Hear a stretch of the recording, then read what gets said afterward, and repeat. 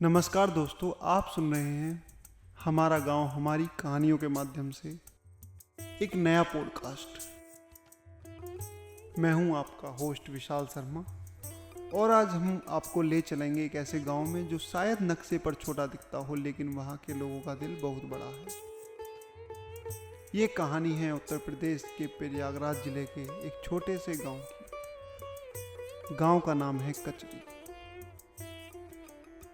कचरी गांव सिर्फ 20 या 10 घरों का एक छोटा सा संसार नहीं, चारों ओर फैली हरियाली और इसके दूर दूर तक फैले हुए खेत और बीचों बीच एक पगडंडी जो हर सुबह खेतों की ओर जाती है।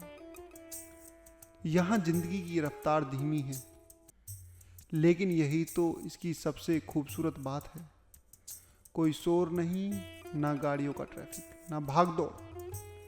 यहाँ सिर्फ है सुकून, एक शांति जो शहरों में ढूंढने से भी नहीं मिलती। हर घर की दीवार मिट्टी की सही, पर उनमें बसे रिश्ते इतने मजबूत हैं कि शहरों की ऊंची ऊंची दीवारें भी फीकी लगती हैं।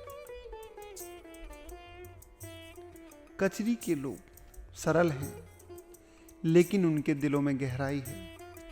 यहाँ सुबह की शुरुआत सूरज की किरणों और मुर्गे की बाग से होती है और शाम को लोग चौपाल पर इकट्ठा होकर अपने दिन की बात करते हैं। बच्चों के पैर अभी भी नंगे मिट्टी में दौड़ते हैं।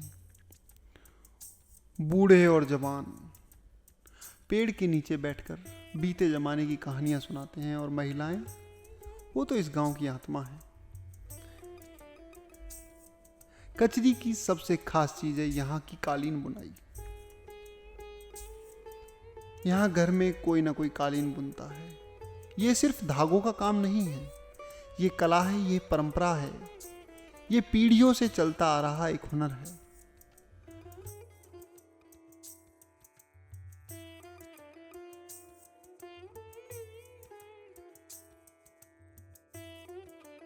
जब आप किसी बुजुर्ग महिला को धागा काटते देखेंगे या एक नौजवान को लूम पर बैठकर पैटर्न बनाते देखेंगे, तो समझ आएगा कि ये सिर्फ रोजगार नहीं, ये शान है। कालीन के डिजाइन कहीं से देखे हुए नहीं लगते, क्योंकि ये मन से बने होते हैं। जैसे जैसे धागे आगे बढ़ते हैं, एक कहानी भी बनती जाती है। कोई कालीन फूलों से भरा है तो कोई खेतों की तरह फैला हुआ। हर टुकड़ा जैसे अपने आप में एक पोस्ट कार्ड है, कचरी से दुनिया तक। गांव के एक बुजुर्ग राम सहाय जी कहते हैं कि हमारे बाप दादा भी कालीन बुनते थे। पहले हाथ से सूत काता जाता था, फिर वो रंगा जाता था, फिर पैटर्न बनाते। अब मशीनें आ गई हैं, लेकिन दिल से बुनना आज भी नहीं बदला। मशीनों के आने के बाद भी हमने इस परंपरा को हाथ से ही जारी रखा है।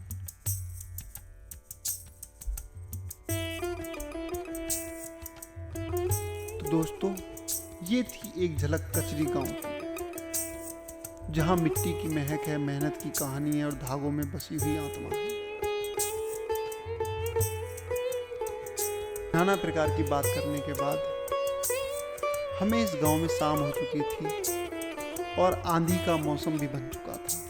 फिर शाम को हमने वहाँ के बुजुर्गों से काफ़ी बातचीत की। उसके बाद वहाँ के घरों को देखा। वहाँ का जीवन एकदम से बड़ा प्यारा, बड़ा मनोहारी था। शाम के होने के साथ साथ सभी लोगों के पास अपना बटा हुआ काम था। सभी व्यक्ति अपने अपने काम में जुट गए। पशु चारा खाने में लग गए, महिलाएं अपना काम करने में व्यस्त थी। हमने वहाँ पर वो परंपराएं देखी जो शायद ही अब भारत के किसी कोने में बची हों, जो कि विलुप्ति की कगार पर हैं। ऐसी परंपराएं, चौका लगाना, क्योंकि जिस माहौल से हम संबंध रखते हैं उसमें गोबर के नाम से तो दंगे फसाद हो जाते हैं। जैसा कि एक माजरा दिल्ली विश्वविद्यालय में भी हुआ था और यहाँ पर लोग अपने घरों को गोबर से सजाते हैं। तो शायद यही है एक अनोखी बात जो हमें कचरी से विशेष लगाव लगाती है।